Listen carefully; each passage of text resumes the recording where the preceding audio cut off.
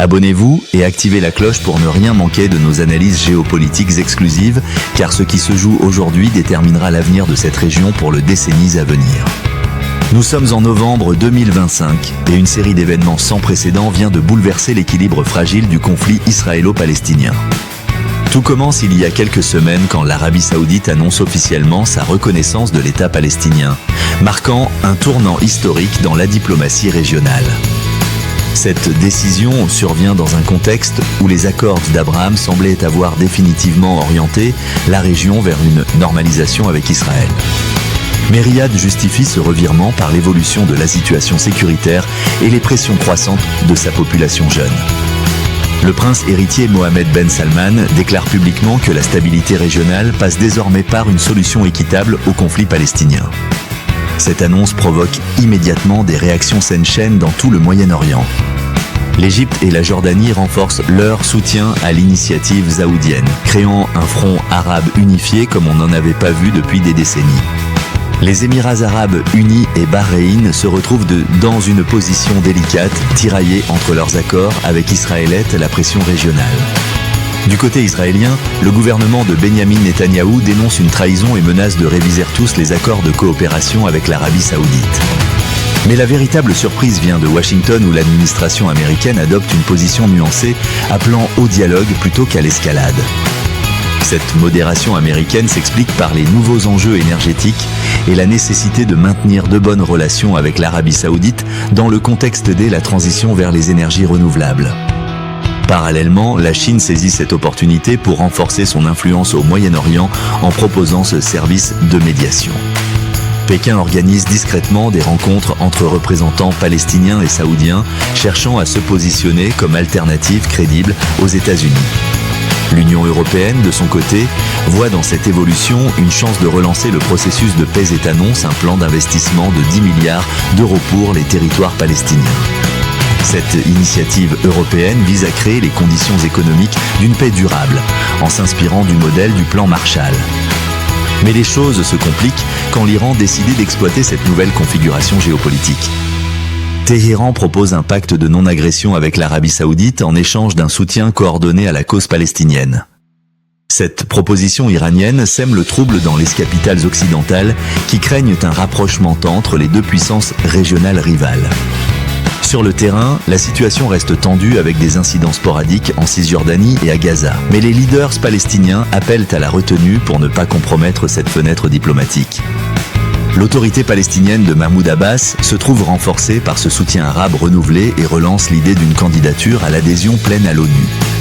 Cette démarche palestinienne bénéficie désormais du soutien explicite de l'Arabie Saoudite, de l'Égypte et de la Jordanie, changeant complètement la donne diplomatique. Les États-Unis se retrouvent dans une position inconfortable, devant choisir entre leur soutien traditionnel à Israël et leurs intérêts stratégiques avec leurs alliés arabes. Cette tension américaine se manifeste par des déclarations contradictoires entre le département d'État et la Maison-Blanche, révélant des divisions internes. En Israël, l'opposition politique exploite cette situation pour critiquer la gestion de Netanyahou et réclamer de nouvelles élections. Les sondages montrent une érosion du soutien au Premier ministre israélien, particulièrement parmi les électeurs centristes inquiets de l'isolement diplomatique. La société israélienne se divise entre ceux qui prônent la fermeté et ceux qui appellent à saisir cette opportunité pour négocier.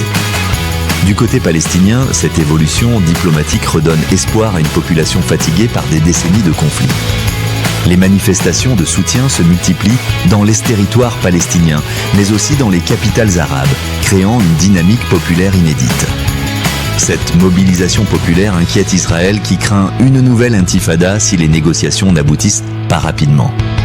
Le Hamas, de son côté, adopte une position ambiguë, soutenant officiellement l'initiative diplomatique tout en maintenant sa rhétorique de résistance. Cette ambiguïté du Hamas reflète les tensions internes entre ses ailes politiques et militaires sur la stratégie à adopter. L'Égypte joue un rôle crucial de médiation entre les différentes factions palestiniennes pour maintenir l'unité face à cette opportunité historique. Le président égyptien Abdel Fattah al-Sisi multiplie les rencontres avec les leaders palestiniens pour coordonner leur approche diplomatique. Cette coordination palestinienne est essentielle car les pays arabes exigent une position unifiée avant d'engager de négociations sérieuses. La Turquie, observant ces développements, tente de se repositionner en proposant d'accueillir des négociations multilatérales à Istanbul. Cette proposition turque vise à contrer l'influence chinoise croissante et à réaffirmer le rôle d'Ankara comme puissance régionale. Mais la méfiance entre la Turquie et plusieurs pays arabes complique l'acceptation de cette offre de médiation.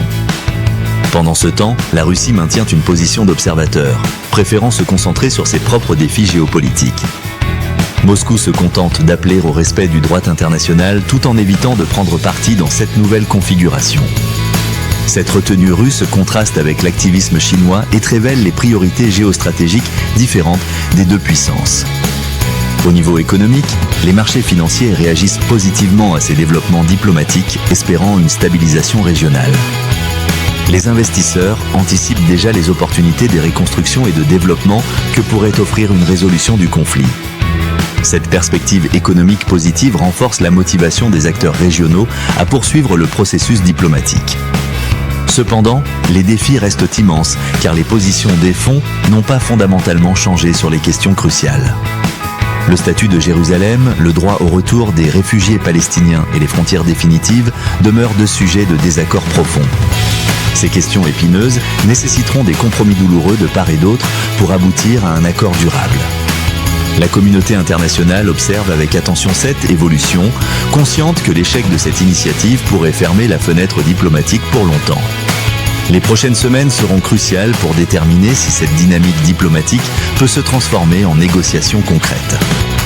L'histoire nous enseigne que les opportunités de paix au Moyen-Orient sont rares et fragiles, nécessitant une volonté politique exceptionnelle. Aujourd'hui, cette volonté semble émerger d'une nouvelle génération de leaders arabes, conscients que la stabilité régionale passe par la résolution de ce conflit. Mais le chemin vers la paix reste semé d'embûches et nécessitera des concessions difficiles de tous les acteurs impliqués. Cette nouvelle donne géopolitique au Moyen-Orient pourrait bien redéfinir l'équilibre des puissances pour les décennies à venir. Si cette analyse vous a intéressé, abonnez-vous à Carte 7 Pouvoir pour ne manquer aucune de nos décryptages géopolitiques exclusifs.